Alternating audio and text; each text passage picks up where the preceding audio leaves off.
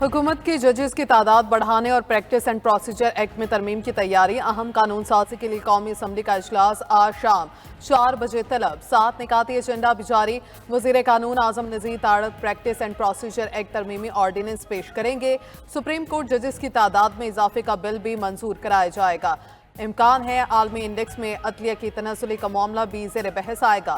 پی آئی اے کی تباہی کا معاملہ اٹھایا جائے گا۔ وزیر اعظم نے وفاقی کابینہ کا اجلاس بھی آج دوپہر 2:30 بجے طلب کر لیا۔ اجلاس وزیر اعظم ہاؤس میں ہوگا۔ 15 نکاتی ایجنڈے پر غور کیا جائے گا۔ ملک کی موجودہ سیاسی اور معاشی صورتحال پر بھی زیر غور آئے گی۔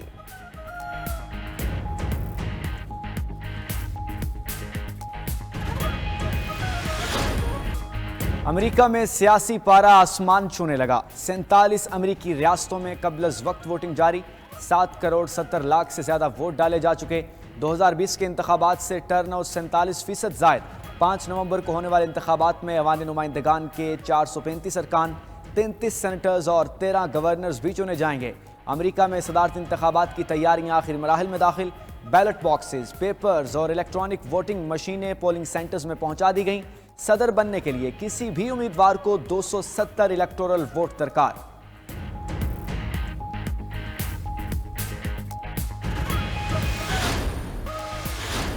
لاہور زہریلے دھوئیں کے نرغے میں سانس لینا محال ہو گیا۔ رات کے اس پہر بھی آلودگی کی شرح 450 سے زائد ریکارڈ۔ حکومت نے پرائمری سکولز پورے ہفتے کے لیے بند کر دیے۔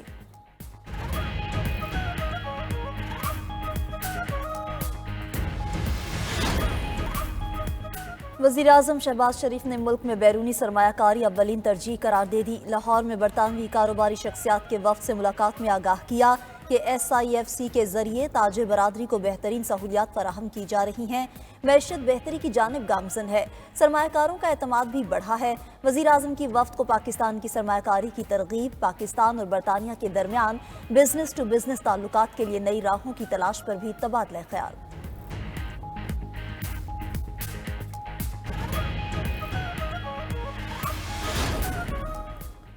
پی آئی اے پنجاب حکومت لے یا خیبر پختونخوا حکومت خریدے کوئی اعتراض نہیں۔ وفاقی وزیر نجکاری نے باور کرا دیا کہ ان کا کام بیچنا ہے، چلانا نہیں۔ پی آئی اے سے متعلق مشورے دینے والوں کو ہی تباہی کا ذمہ دار بھی قرار دے دیا۔ بولے کوئی ایک پارٹی بتا دیں جس نے پی آئی اے کو ڈبویا نہ ہو۔ تنقید کرنے والوں کو مشوروں سے گریز کی تلقین۔ کہا کاروبار نہ سکھائیں، جانتے ہیں کاروبار کیسے کیا جاتا ہے۔ واضح کیا کہ قومی اثاثے کو اونے پونے نہیں بیچا جائے گا۔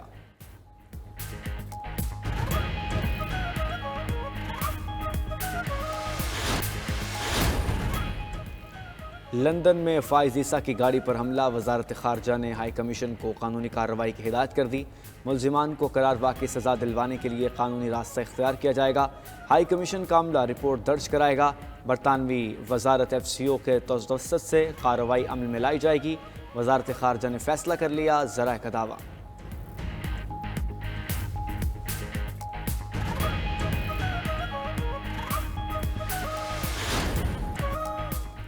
سینتالیس امریکی ریاستوں میں قبل از وقت ووٹنگ جاری۔ 7 کروڑ 60 لاکھ سے زیادہ ووٹ ڈالے جا چکے۔ 55% ووٹرز نے پولنگ سٹیشن جا کر ووٹ دیا۔ 45% ووٹرز نے آن لائن رائے دی۔ 2020 کے انتخابات سے ٹرن آؤٹ 47% زائد۔ 5 نومبر کو ہونے والے انتخابات میں ایوان نمائندگان کے 435 ارکان، 33 سینیٹرز اور 13 گورنرز بھی چنے جائیں گے۔ امریکہ میں صدارتی انتخابات کی تیاریاں آخری مراحل میں داخل۔ بیلٹ باکسز، پیپرز اور الیکٹرانک ووٹنگ مشینیں پولنگ سٹیشنز پر پہنچا دی گئیں۔ صدر بننے کے لیے کسی بھی امیدوار کو 270 الیکٹورل ووٹ درکار۔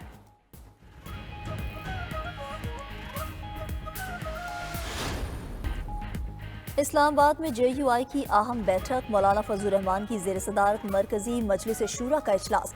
26ویں آئینی ترمیم کے محرکات، اثرات اور پس منظر پر تبادلہ خیال۔ پارٹی کے کردار پر بھی تفصیلی گفتگو۔ مسئلہ فلسطین کی تازہ صورتحال اور موجودہ ملکی اور بین الاقوامی حالات پر بھی تبادلہ خیال۔ مولانا فضل الرحمان کی چیئرمین PTI بیرسٹر گوہر کے گھر بھی آمد۔ چچی کے انتقال پر اظہار تعزیت کیا۔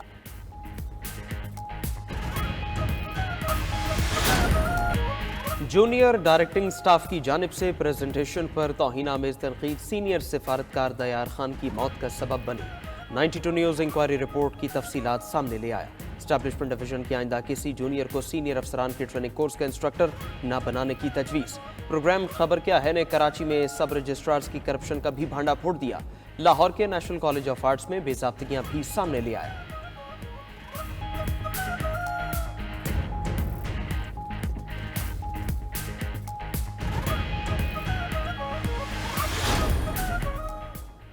غازہ میں نزاع کی حالت برقرار، 24 گھنٹوں میں 55 فلسطینی شہید کر دیے گئے، 192 بے گناہوں کو خون میں نہلا دیا گیا۔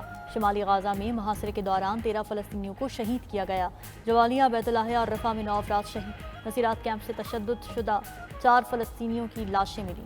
پولیو مرکز پر گرینیڈ حملے میں 4 بچوں سمیت 6 شہید۔ اقوام متحدہ لفظی مذمت تک محدود، کسی کارروائی کا حوصلہ نہ کر سکے۔ غازہ میں اب تک شہادتوں کی تعداد 43,369 ہو گئی، 1,02,211 فلسطینی زخمی۔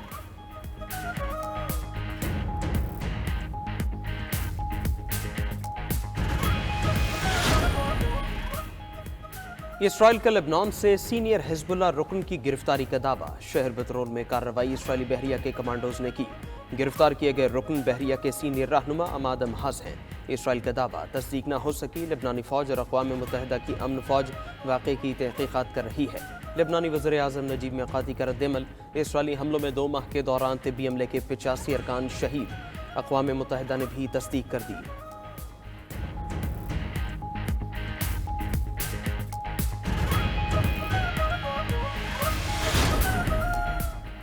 ایران اسرائیل پر دوبارہ حملے سے باز رہے، امریکہ کا انتباہ۔ حملہ ہوا تو اسرائیل کو جوابی کارروائی سے نہیں روکا جا سکے گا۔ امریکی حکام کا ایران کو پیغام۔ امریکی میڈیا میں صدارتی انتخابات سے قبل ایران کے اسرائیل پر حملے کی خبریں گرم۔ ایرانی سپریم لیڈر بھی معاملے پر 2 ٹوک پیغام دے چکے۔ گزشتہ روز کہا تھا کہ ایران کے خلاف اقدامات پر امریکہ اور اسرائیل کو سخت جواب ملے گا۔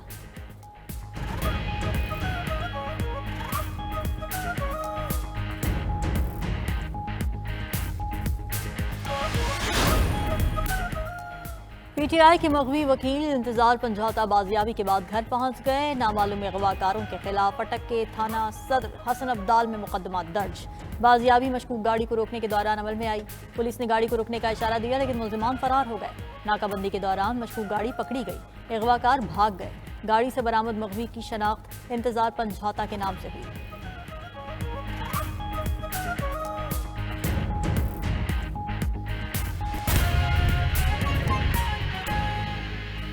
وزیر اعظم شہباز شریف نے وفاقی کابینہ کا اجلاس آج دوپہر 2:30 بجے طلب کر لیا۔ وفاقی کابینہ کا اجلاس وزیر اعظم ہاؤس میں ہوگا۔ وفاقی کابینہ 15 نکاتی ایجنڈے پر غور کرے گی۔ ملک کی موجودہ سیاسی اور معاشی صورتحال زیر غور آئے گی۔ تو وزیر اعظم شہباز شریف نے وفاقی کابینہ کا اجلاس آج دوپہر 2:30 بجے طلب کر لیا ہے۔ وفاقی کابینہ کا اجلاس وزیر اعظم ہاؤس میں ہوگا۔ وفاقی کابینہ 15 نکاتی ایجنڈے پر غور کرے گی۔ ملک کی موجودہ سیاسی اور معاشی صورتحال زیر غور آئے گی۔